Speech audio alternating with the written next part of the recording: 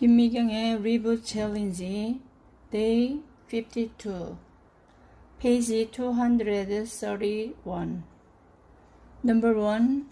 Leave some for others. If you think only of now and your own satisfaction, you tend to use things more than necessary. There is only one thing we can do to slow down future disasters, and that is using less of everything. The environment that has been ruined by 7.7 billion people must be compensated for by 7.7 billion people. The future of our children is something we cannot leave to somebody's responsibility. In the worst case scenario, children born in 2020 may have to live in a harsh environment for their entire lives. We must ask and answer a question every day as long as we live. Am I going to leave my children a land laden with pain and despair?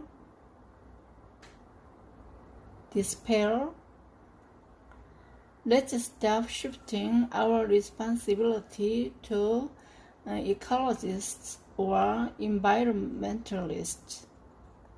Rather, we must be more responsible and proactive regarding environmental issues, particularly if we are raising children. The years when you have been aloof to environmental issues out of ignorance should be enough to make you feel ashamed of yourself. But if you start acting immediately, you can slow down the clock that is ticking toward doomsday. There is nothing difficult about it. You just need to ask yourself a few more questions when you go grocery shopping. Do I really have to buy this? Shouldn't I buy eco-friendly products even though they are on the pricey side? Wouldn't I be contributing to protecting the environment if I avoided buying anything wrapped with styrofoam? And wouldn't I help prolong Earth's life expectancy if I bought fruit damaged slightly by bugs? You can make a difference if you just build eco-friendly daily routines like this, making all decisions by using the eco-friendliness filter. I started my own ecological routine a while ago. Please put in a tumbler instead of a disposable cup. I don't need another bag. I'll put it in my own. That's how I suck up a little inconvenience and make it a habit to carry a tumbler and reusable bags with me to minimize the use of disposable products as much as I can. It doesn't have to be extraordinary. We can practice environment-saving consumption just by making small adjustments in our daily lives. We have been turning blind eyes to environmental issues and outsourcing the solutions for many years. We've been shifting our responsibilities to recycling companies and the government, expecting them to do something to take care of the outcomes of our carelessness. We've never listened to the warnings of environmentalists and ecologists. We can no longer rely on others to deal with the problems. It is time for us to fulfill our share of responsibilities by developing the habit of consuming less before it's too late. Number 2. Spend more now to reap the benefits later. A while ago, I was having a conversation with Professor Chen. He told me, I've been telling people over and over again that if we continue to damage nature, we may get what we want right now, but in the long run, we will end up losing more economically. But nobody listened to me, so I developed a new theory called environmental economics by consulting with an economist.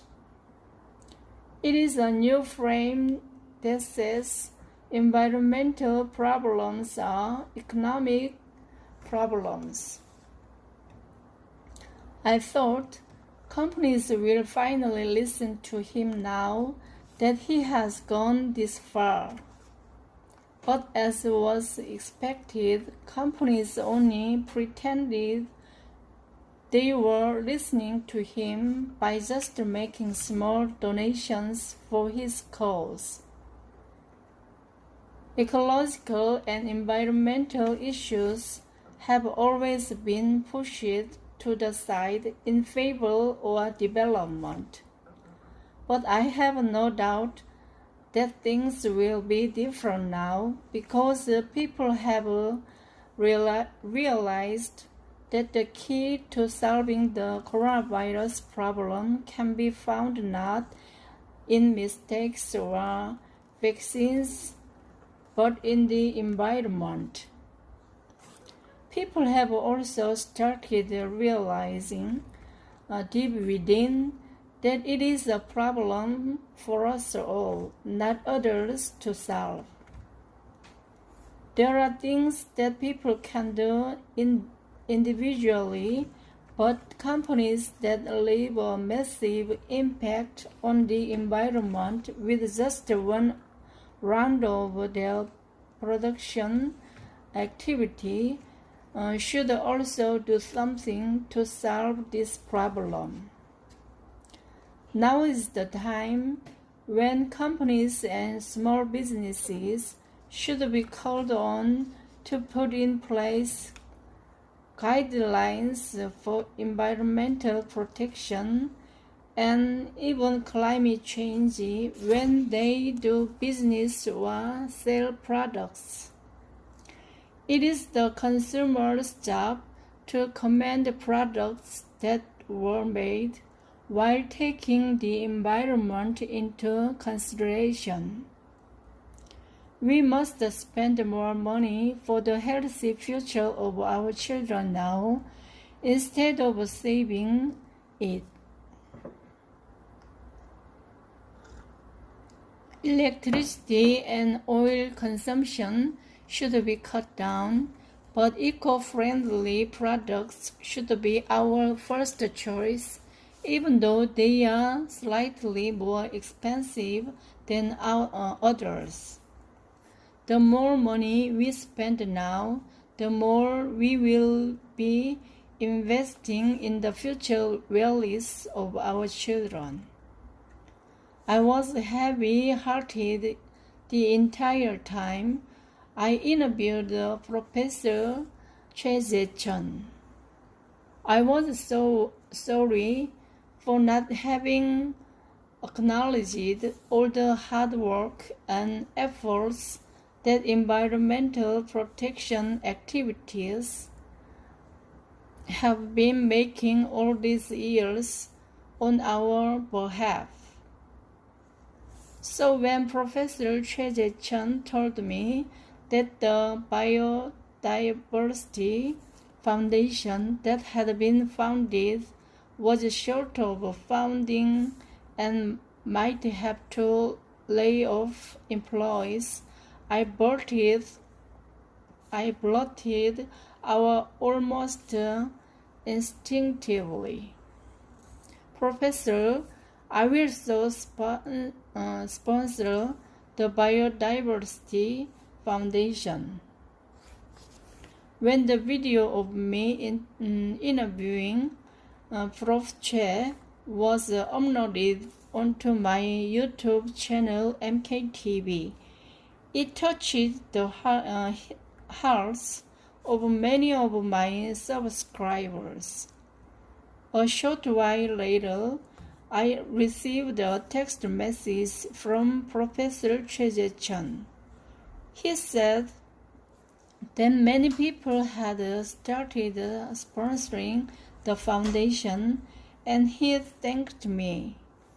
It was such a significant relief to hear it because it made me feel that the world is still a good place to live. And I was grateful for being a part of the community that demonstrated such a mature citizenship.